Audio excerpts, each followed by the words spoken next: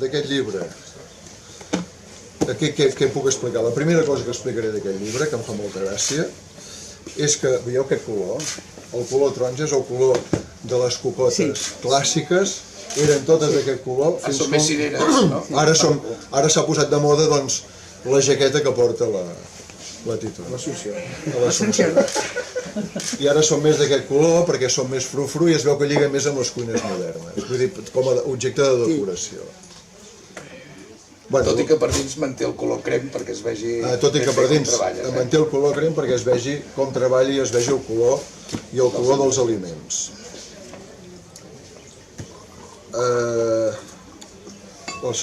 En Paco ens explicarà la idea d'aquest llibre, perquè encara recordo el dia que vam fer la reunió, ell va fer un esquema de totes les coses que volia explicar a nivell de cuina,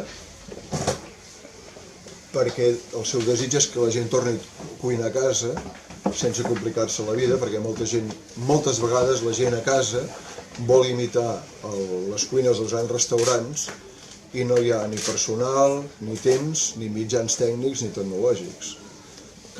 I a casa la gent pot fer una gran cuina, doncs, amb el que es té a mà, que no vol dir rampoines, però a vegades també, però amb un objecte contundent que ho puguis fer tot allà. I aquesta és la idea. En Paco, però ja ho explicarà ell,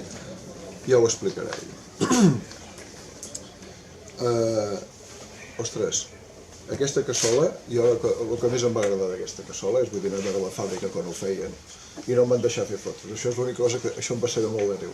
El disgust més gros que he tingut fent aquest llibre és que no em van deixar fer fotos a la fàbrica. Em van deixar, perquè es veu que tot és secret.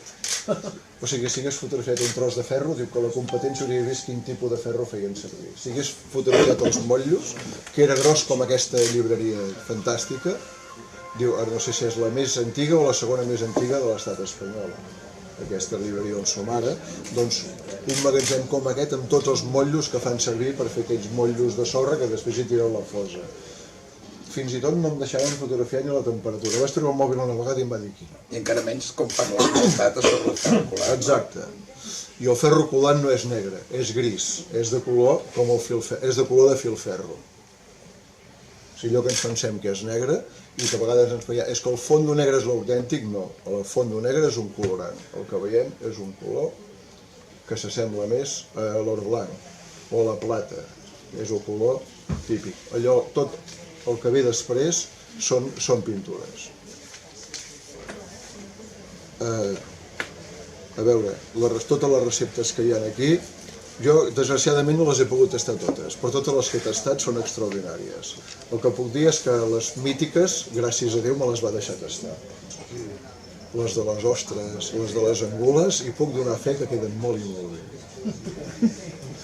Però diré una cosa, probablement la recepta de les receptes més simples que es poden fer aquí és la que he fet més vegades, que és la d'unes tomates d'aquestes San Marzano, d'aquestes llargues.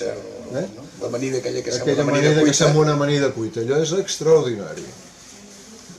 Evidentment, la millor ens la va fer en Paco, però a casa em va sortir prou bé. Està aprovat i vull dir que funciona. El llibre funciona. El llibre funciona, les receptes funcionen i es disfruten molt. Hi ha bases, hi ha receptes salades i receptes dolces, però l'organització és per temporada, perquè el que es pretén és que sigui un llibre de cuina de temporada. O sigui que cada temporada vagis a mercat, és a dir, el que hauria dit el senyor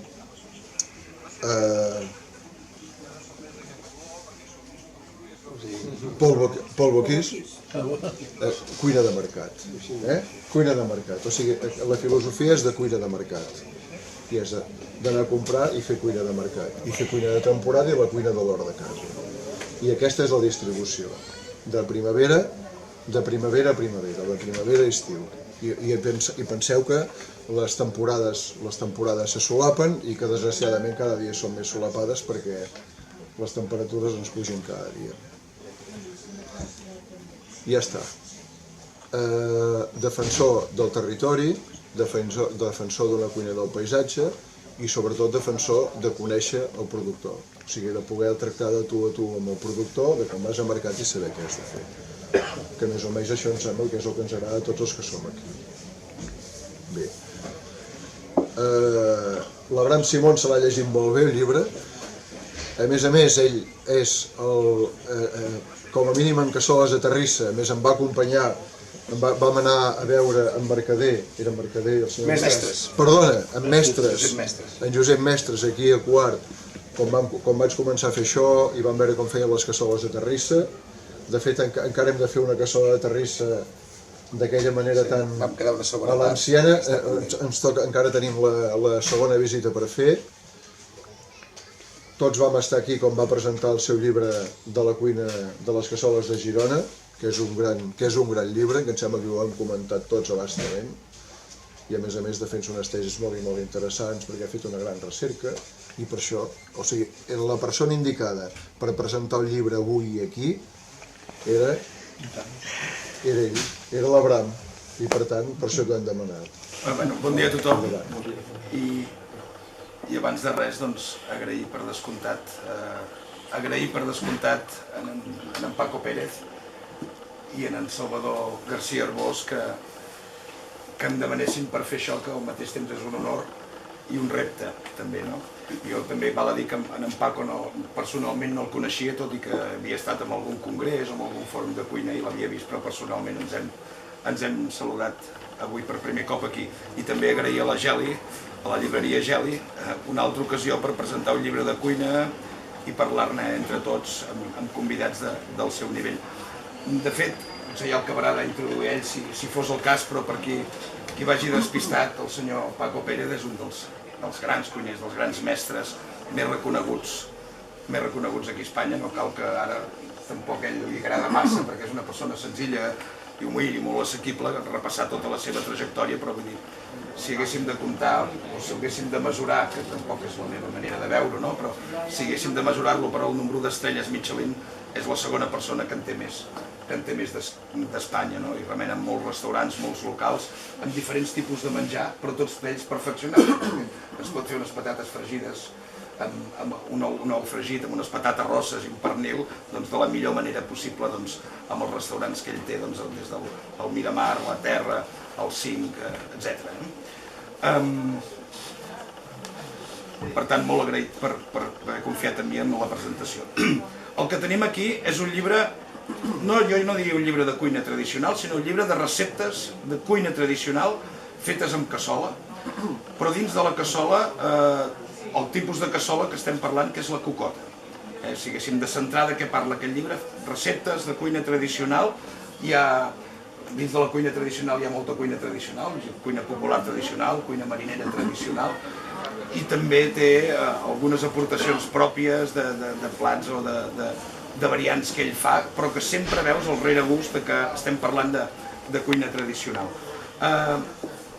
Ja que el llibre parla de les cocotes, que cal, jo crec, un mínim que ja ho ha, no és que m'ho hagi trepitjat, però ja ho ha fet aquesta introducció, de cassoles n'hi ha de molts tipus, n'hi ha de molts materials, la més antiga és la que ja ha comentat de terrissa, però lògicament els temps van canviant i es van evolucionant, i llavors trobem cassoles d'alumini, trobem cassoles de ferro, i després també tenim les cocotes, que són cassoles de ferro, ovalades o rodones. Aquí potser no són tan tradicionals, però els hauríem de començar a adaptar perquè verdaderament són la millor evolució de la cassola. La cocota estan fetes de ferro. Què té el ferro? Perquè aquí estem potser més acostumats, està més popularitzada les cassoles d'alumini en capa antiadherent, que són molt semblants a les cocotes, però no arriben als nivells que té la cocota. I no arriba en quant a què?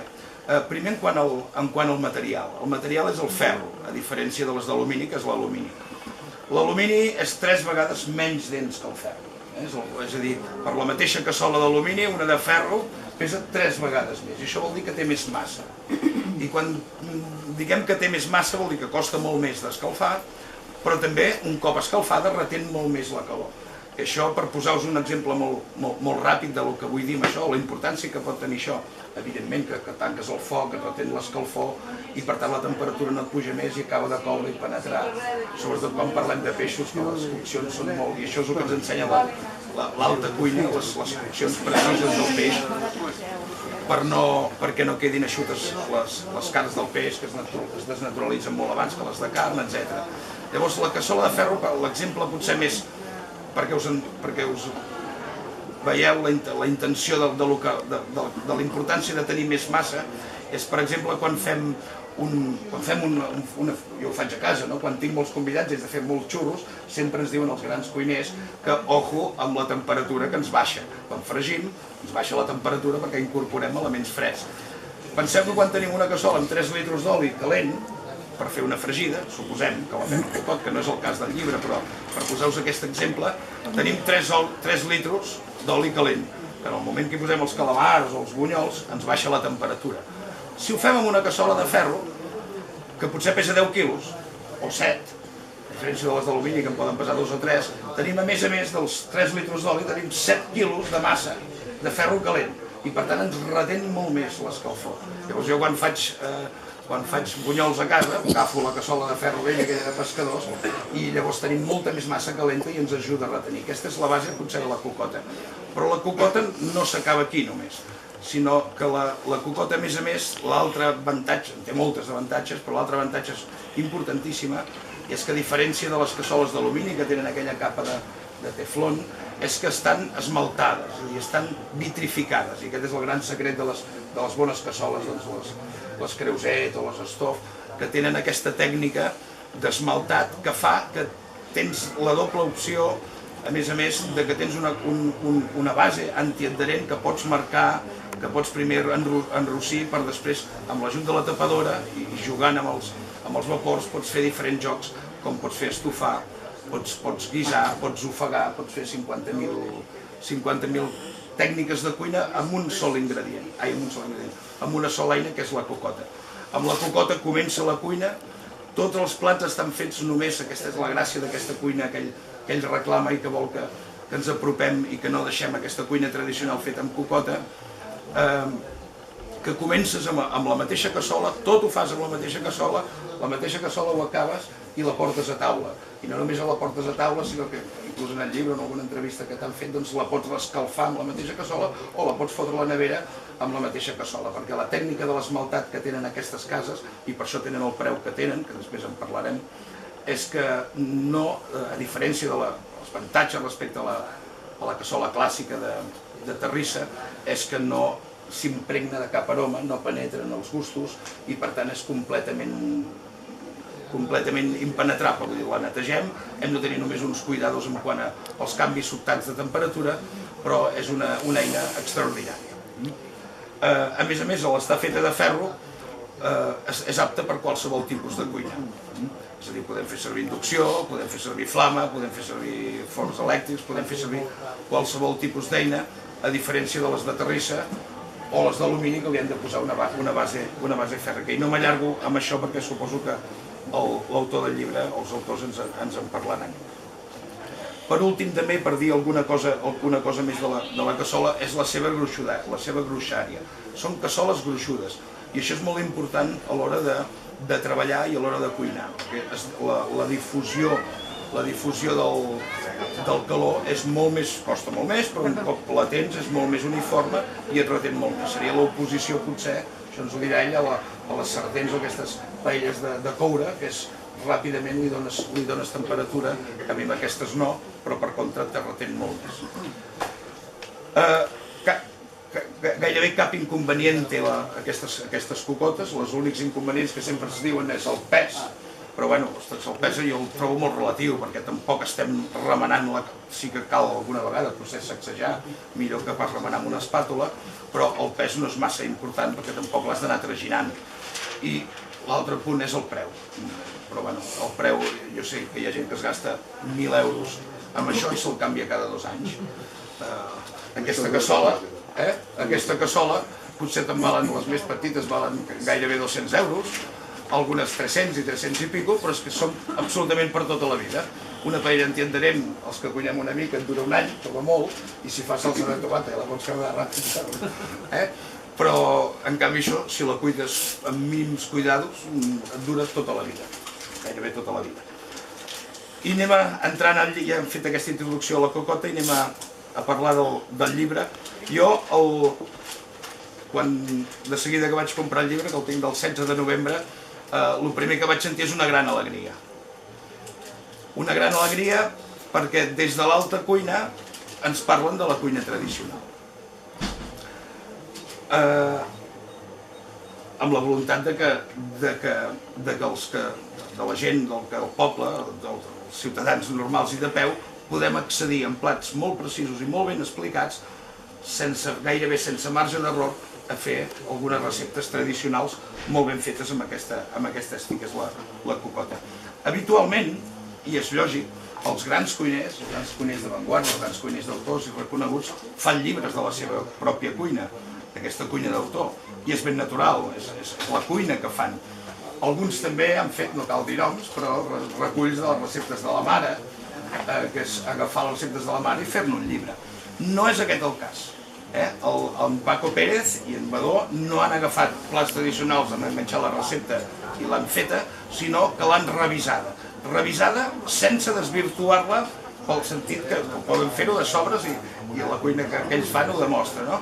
Sinó que sense desvirtuar el plat, però sí afegint-hi petits detalls que ells coneixen de l'alta cuina, dels temps de coccions, de com tractar els aliments, i amb algun afegitó millorar i precisar aquests grans plats. I aquest és el que jo us agraeixo més, que des dels seus coneixements diguin, bueno, senyors, aquí us ensenyo com fer un arròs, com fer una fideuada, com fer un escabetx, com fer un ofegat de verdures, aquest llibre està ple de verdures i de flaires, ja en parlarem, i per tant això és el més maco que jo he vist. No ha enganxat la recepta, sinó que els ha fet de bell nou, els ha treballat totes i ha afegit els seus petits, les seves aportacions de gran cuiner. I els altres encerts, que ja els ha comentat, aniré ràpid per no trepitjar-los tampoc amb ells, és la tria dels plats i el seu ordre, ja n'ha parlat. Jo crec que l'encert en la tria dels plats són plats, molts d'ells magnífics, són grandíssims plats, que no vol dir que siguin complicats, com abans avançava en Salvador. Aquí hi ha plats que sí que són potser més elaborats, però hi ha plats també molt senzills. Inclús hi ha el remenat, aquests que m'ha encantat, aquest remenat dels gurumelos.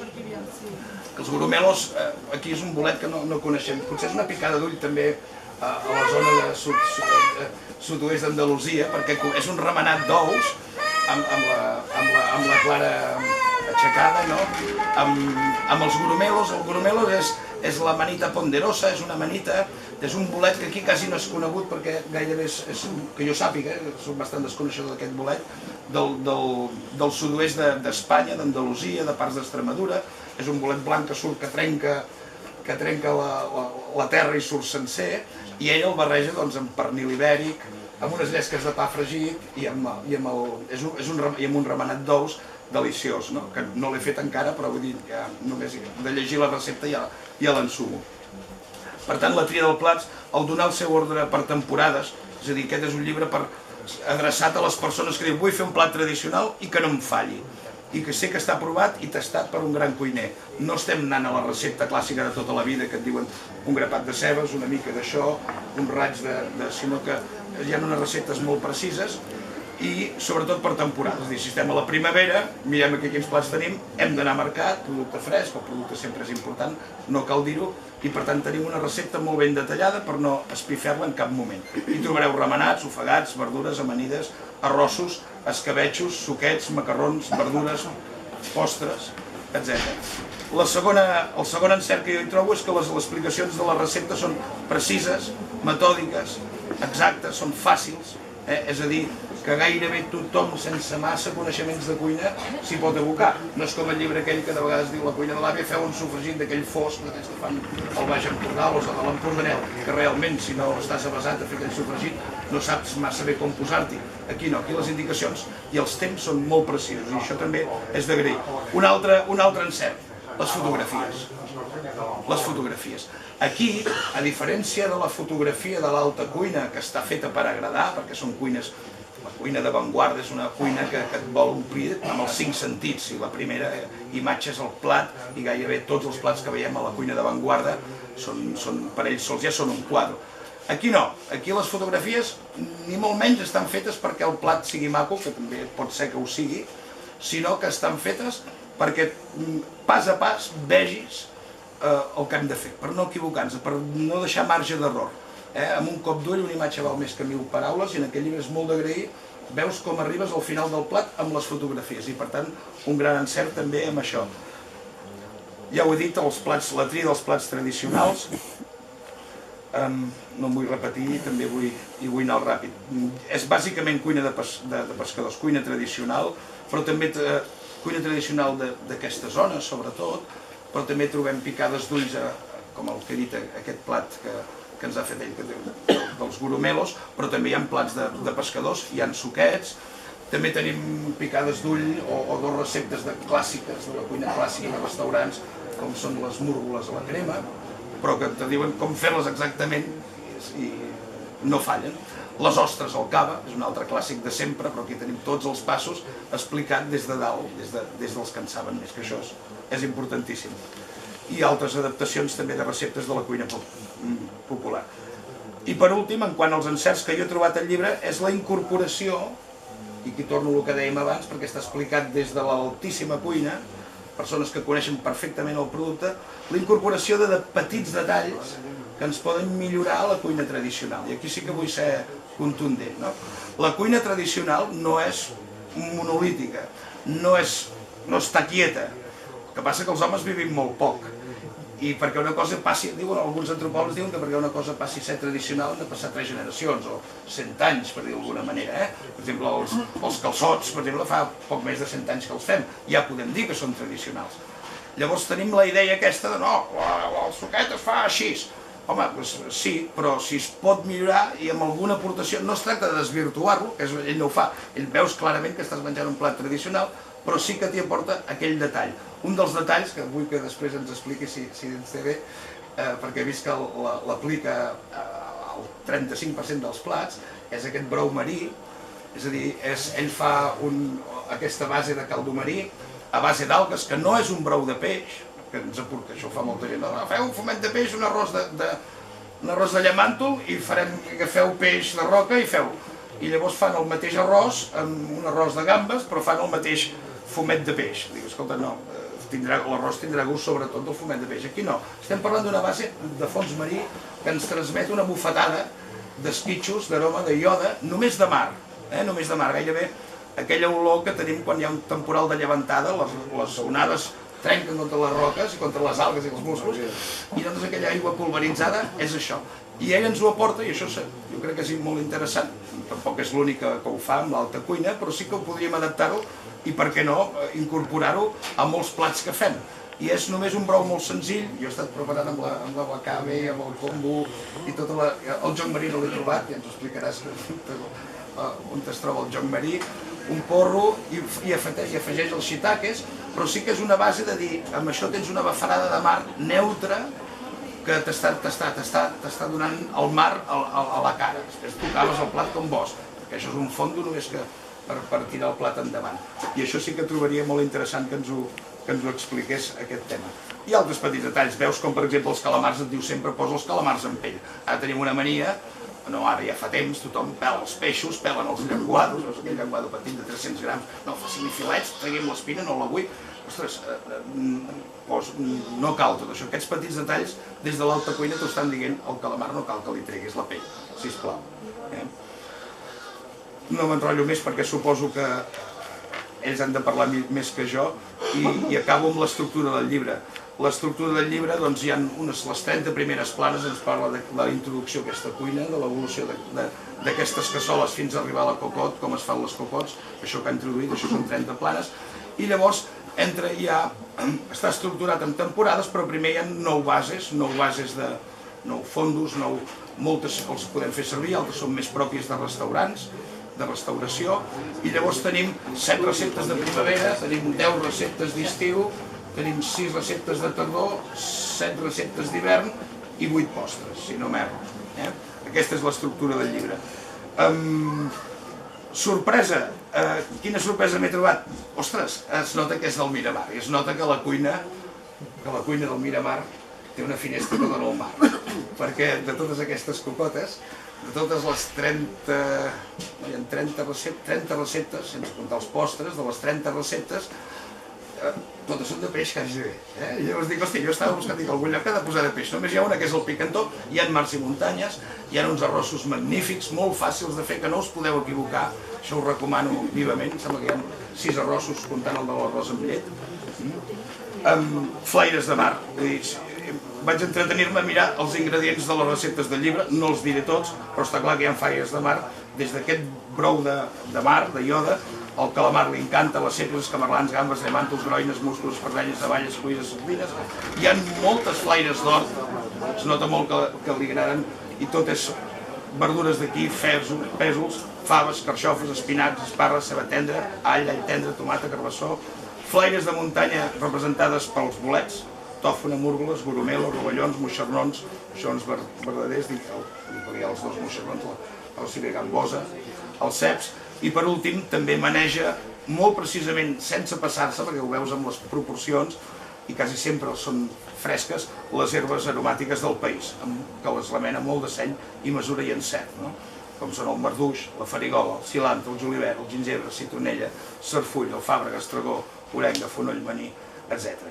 I per últim dir, a qui va adreçat aquest llibre? Doncs a qualsevol que vulgui cuinar un plat tradicional ben fet, sense marge d'error, jo diria, ho resumiria així. Per tornar a aquella cuina, hi ha el valor de la paciència o del temps. Jo quan sento, és que això du molt de temps, ostres, doncs llavors no t'agrada cuinar.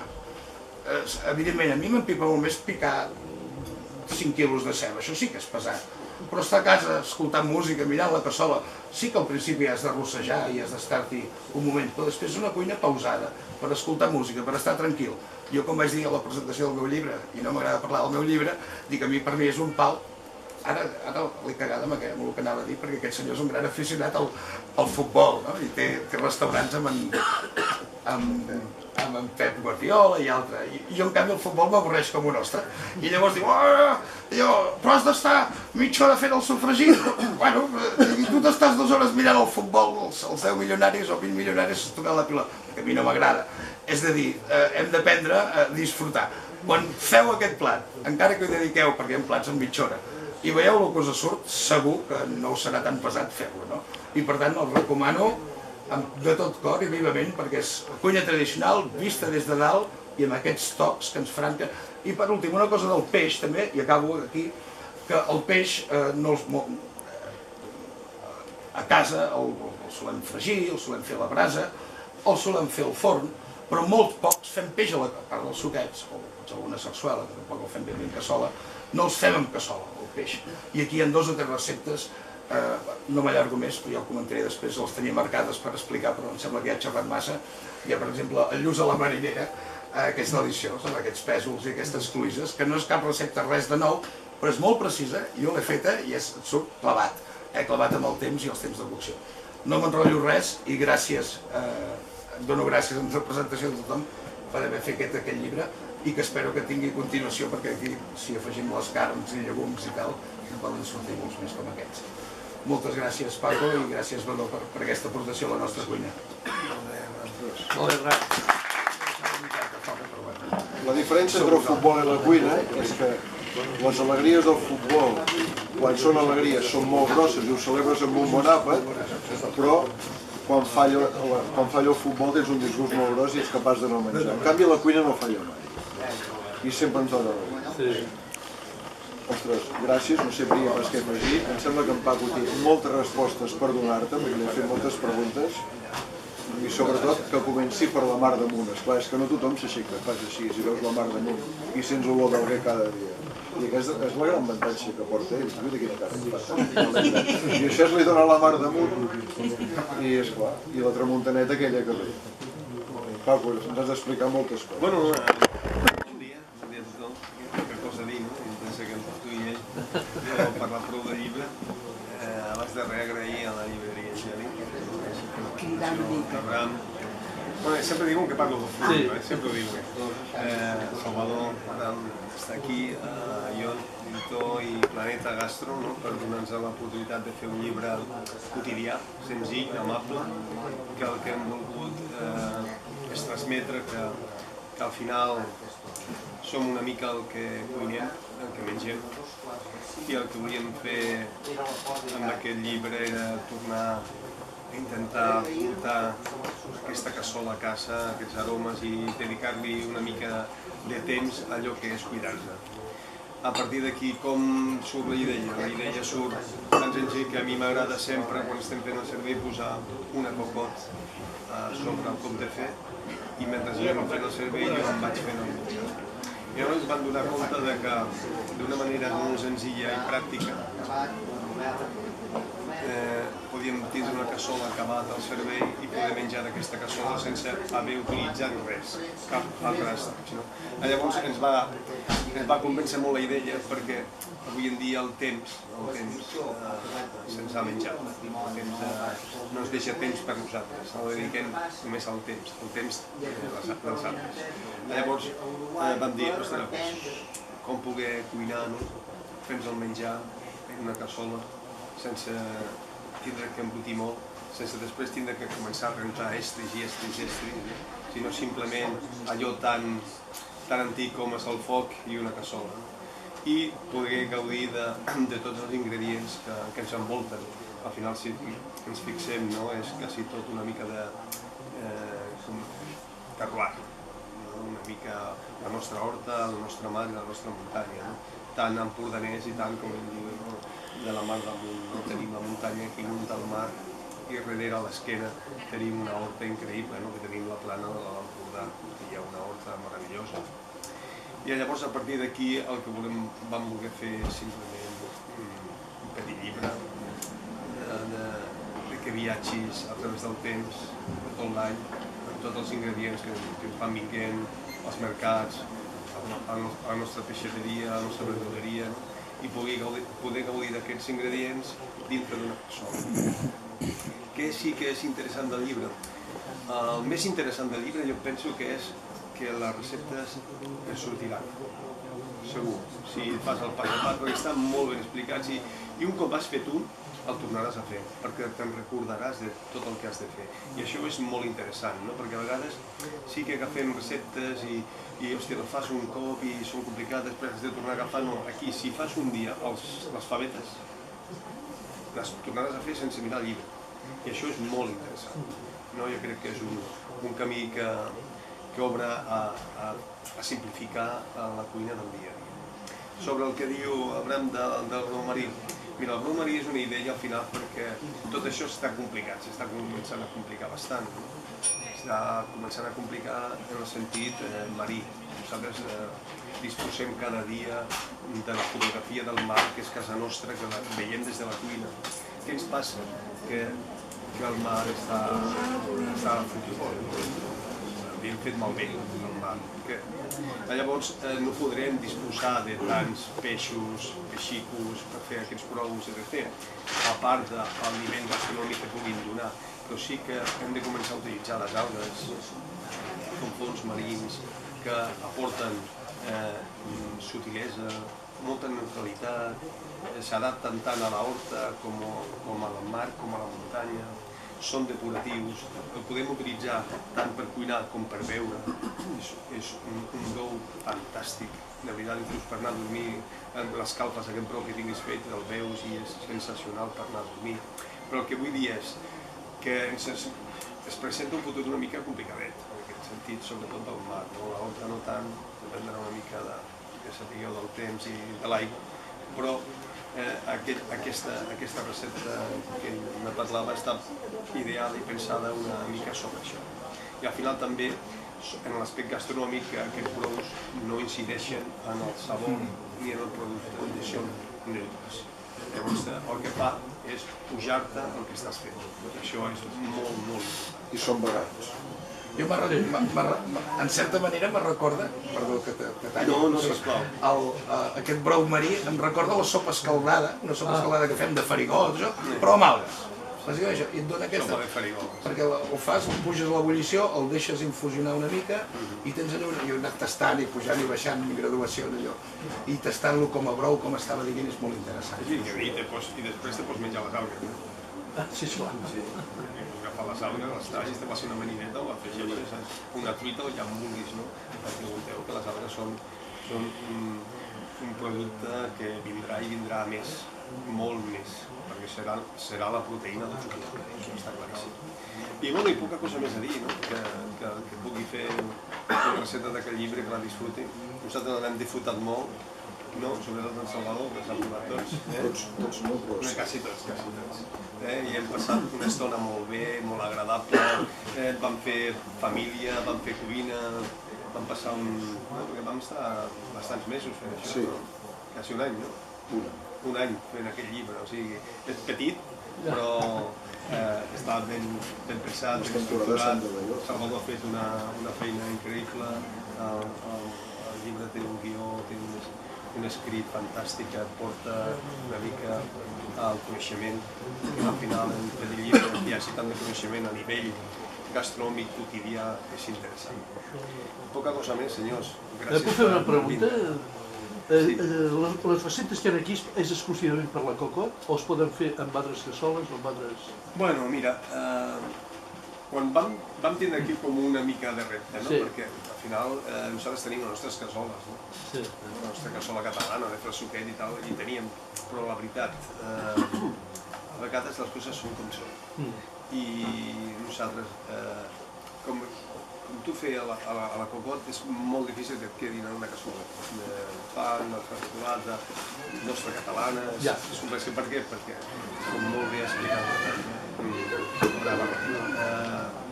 la cocció és perfecta, pots controlar la temperatura, la cassola va cuinant sola, ella cuina. És la màgia d'aquesta cassola, que ella està cuinant, que va cuinant. I tu la separes una mica del foc i continua cuinant, i la vas contemplant, la vas mirant. Llavors jo penso que, per tots els aspectes que ja he dit, jo utilitzaria una cocot. És una inversió en el sentit de que, hòstia, val una cassola, però jo tinc cassoles de fa 15 anys, i encara me faig a menjar en aquesta cassola. Bueno, jo havia tingut cocot de fang, diguéssim. Bueno, sí, però... A la francesa... Sí, la que es feia abans. Sí. Però aquesta, ostres... És la plusquam perfecta. Aquí poses una llata catalana, una llata la rosteges abans, li poses una mica de vi, deixes reduir, poses després les verduretes, tapes, la deixes oblidada. Professor, des d'un punt de vista tècnic, la que seria idèntica serien les cassoles antigues de ferro i colat de pescadors, però amb la diferència que aquelles no hi ha l'esmaltat i s'havien de curar sempre, i són molt complicades de mantenir perquè s'han de pintar amb oli, perquè s'han de tapar els poros. No té la mateixa. Jo tenia una d'aquestes. Aquestes, o sigui, la cocció seria la mateixa si hagués esmalt, però no haver-hi esmalt no és el La de mateix. pescador té l'inconvenient que és bombada, és còncava, i per adaptar la gent que avui en dia tothom té inducció, doncs a la cocot no tens cap problema. I la precisió també que tapa, que gairebé és hermètic, si vols, també la pots deixar. I és molt més tèrmica. Sí, més tèrmica. Jo l'aconsello. I el vitrificat, l'esmalt vitrificat és L'esmalt és brutal. El problema l'altre dia vaig anar a la botiga de les cocots i tenien un problema. Deia, hòstia, la gent ve, s'emporta el llibre i no agafa la cocot. Sí, estem així a...